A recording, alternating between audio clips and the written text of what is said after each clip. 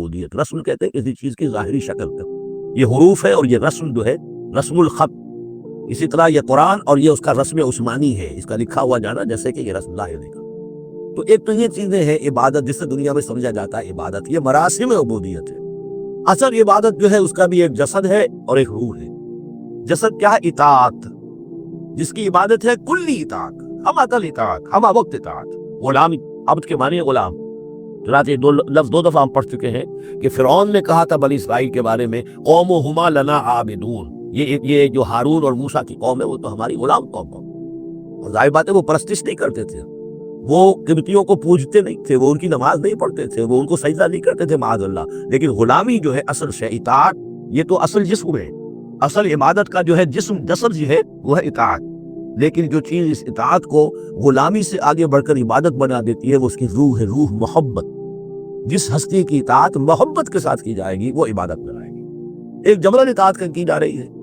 اب جیسے کہ انگریز کی ہم اطاعت کرنے پر مجبور تھے, ہم اطاعت کر رہے تھے, عبادت نہیں کر رہے تھے لیکن اطاعت کر رہے تھے. لیکن کسی کی محبت کے سنجدنے سے سرشار ہو کر اطاعت کی جائے گی تو وہ عبادت بن جائے گی. تو اللہ کی عبادت کے لیے جو بھی ڈیفینیشن اس کی امام ابن تیمیہ اور حافظ ابن قیم استاد اور شاگرد دونوں کی ہے وہ یہ ہے کہ اس کے دو اجزاء ہیں.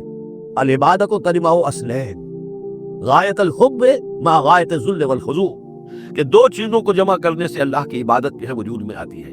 حد درجے کی محبت اللہ کے ساتھ اور حد درجے میں اللہ کے سامنے اپنے آپ کو بچھا دینا, مطیع اور منقاد ہو جانا.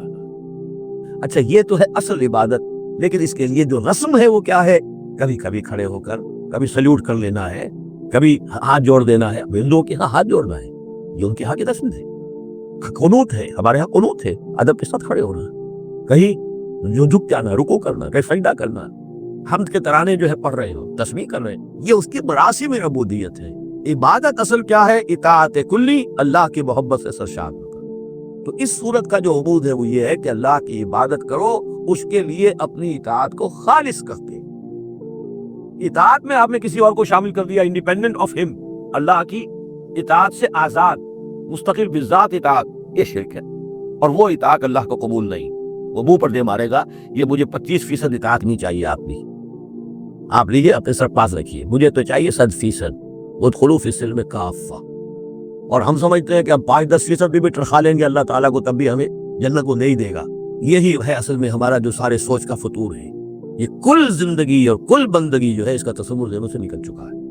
یہ تصور ہے جو اس صورت سے اب اس کی جڑ پڑ رہی ہے, اور یہ در حقیقت کلائمیکس کو پہنچے گا چوتھی صورت میں جا کر سورہ شورا میں. تو دیکھیے پھر آ گیا قل انی امرت ان اعبد اللہ مخلصا لہ الدین, کہہ دیجیے مجھے تو حکم ہوا کہ میں اللہ کی بندگی کروں اس کے لیے اپنی اطاعت کو خالص کرتے ہوئے. وامرت لان اکون اول المسلمین, اور مجھے حکم ہوا کہ سب سے پہلا مسلم, سب سے پہلا فرما بردار میں خود بنوں. یہ نہیں ہے کہ میں تمہیں فرما برداری کی دعوت دے رہا ہوں, خود جو ہے میں اللہ کی نافرمانی کروں, یہ نہیں. قل انی اخاف ان عصیت ربی عذاب یوم عظیم, کہہ دیجیے مجھے تو خود اندیشہ ہے اگر میں اپنے رب کی نافرمانی کروں تو ایک بڑے دن کا عذاب مجھے آ پکڑے گا. میں اپنے آپ کو مستثنا نہیں سمجھتا, میں بھی بندہ ہوں. اگر میں عباسیت کروں, اگر میں اپنے رب کی نافرمانی کروں, ظاہر بات ہے کہ یہ جو ہے اگر بہت بڑا اگر ہے, ظاہر اس کے حضور کا امکان نہیں حضور کے لیے سمجھانے کے لیے ان لوگوں کو بتایا جا رہا ہے. قل اللہ اعبد مخلصا لہ دینی, پھر وہی. حالانکہ دیکھیے ایک بات ہے کہ ایک ہی اسلوب کو بار بار تکرار سے لانا عام ہماری دنیا میں جو ہماری نگارش کے اور جو بھی یعنی تصنیف و تعریف کے اصول ہیں اس کو عیب سمجھا جاتا ہے کہ یہ تو تصنیف و تعریف کا عیب ہے, ایک ہی اسلوب کو آپ تکرار میں لا رہے ہیں. یہ تو کمال اللہ کا ہے, فصاحت و بلاغت کا, کہ وہ لا رہا ہے اس کو بار بار اور پھر کوئی بھاری نہیں گزرتا, بلکہ یہ کہ اس کے اندر اس کا اور حسن بڑھ رہا ہے. لیکن یہ کہ اس تکرار سے جو ایمفیسس ہے اس کو سمجھیے کہ یہ اسلوب بار بار کیوں آ رہا ہے. پہلی آیت یہ تھی کہ تنزیل الکتاب من اللہ العزیز الحکیم انا انزلنا الیک الکتاب بالحق فاعبد اللہ مخلصا لہ الدین الا للہ الدین الخالص.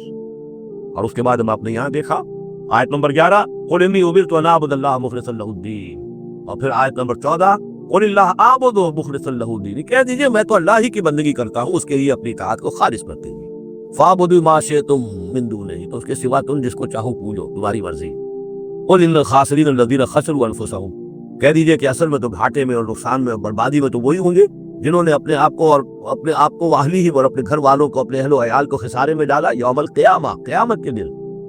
یہاں تو حلوے مانڈے کھلائے, پراٹھے اور لوگوں کے ناشتے کرائے, لیکن جو جھونک رہے انہیں جہنم کے اندر, تو تم ان کے ساتھ خیر خائی کر رہے ہو یا بد خائی کر رہے ہو. خود بھی سارے سیدھے جا رہے ہو جہنم کے اندر اور لے کر جا رہے ہو اہل عیال کو جہنم کے اندر حرام خوری کر کے.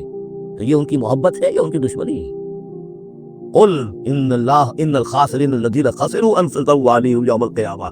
قیامت کے دن جنہوں نے خسارے میں ڈال دیا اپنے آپ کو اور اپنے اہل عیال کو، جیسے کہ ہم آگے چل کر پڑھیں گے سورہ تحریم میں، یا ایھا الذین آمنوا قوا انفسکم واہلیکم نارا، اے ایمان والو بچاؤ اپنے آپ کو اور اپنے اہل و عیال کو آگ سے، جہنم کی آگ سے. لیکن جن لوگوں نے اپنے آپ کو آگ کا مستحق بنا لیا، اپنے اہل و عیال کو، ان سے بڑا گھاٹے میں کون ہوگا؟ الا ذالک هو الخسران المبین، آگاہ ہو جاؤ یہ تو کھلی گمراہی ہے، کھلا گھاٹا ہے اور نقصان.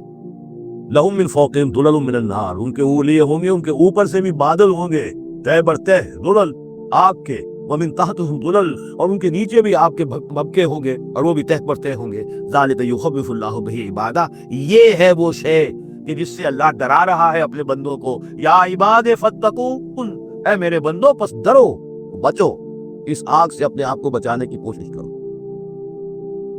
والذین اجتنبوا الطاغوت ان یعبدوها، وہ لوگ کہ جنہوں نے طاغوت کا انکار کیا، ان سے کنارہ کشی کر لی، ان کی بندگی نہیں کی. اور طاغوت کا سورہ بقرہ سے پڑھتے ہوئے مارے، فمن یکفر بالطاغوت ویؤمن باللہ فقد استمسک بالعروۃ الوثقی، جو بھی اللہ کی اطاعت سے سرتابی کر رہا ہے وہ طاغوت ہے. دغا کسے کہتے ہیں؟ طغیانی. دریا اپنی حد میں بہ رہا ہے، کیا خوبصورت منظر ہے، اور وہ حد سے باہر نکلا طغیانی آ گئی. یہ انسان اللہ کی بندگی کی حد میں رہے بہت اچھا ہے، اللہ کا خلیفہ ہے، اشرف المخلوقات ہے، اور بڑھ گیا آگے اور اللہ کے حدود کے اندر داخل ہو گیا، اپنے نفس کو بنا لیا بتا یا کسی اور کو بنا لیا بتا، خود حاکم بن بیٹھا یا کسی اور کی حاکمیت کا قائل ہو گیا، اللہ سے آزاد ہو کر. تباہی ہے، بربادی، وہ طاغوت ہے. تو جن لوگوں نے بھی کنارہ کشی کر دی اس سے کہ وہ طاغوت کی بندگی کریں، وانابوا الی اللہ ہے، اور انہوں نے رخ کر لیا اپنا اللہ کی طرف، رجوع کر لیا، لہم البشریٰ، ان کے لیے بشارت ہے. فبشر عباد، تو اے نبی میرے ایسے بندوں کو بشارت دے دیجئے. اللہم ربنا اجعلنا منہم. یہ جو اب اگلی آیت آ رہی ہے اس کو غور سے سنیے. فبشر عباد الذین یستمعون القول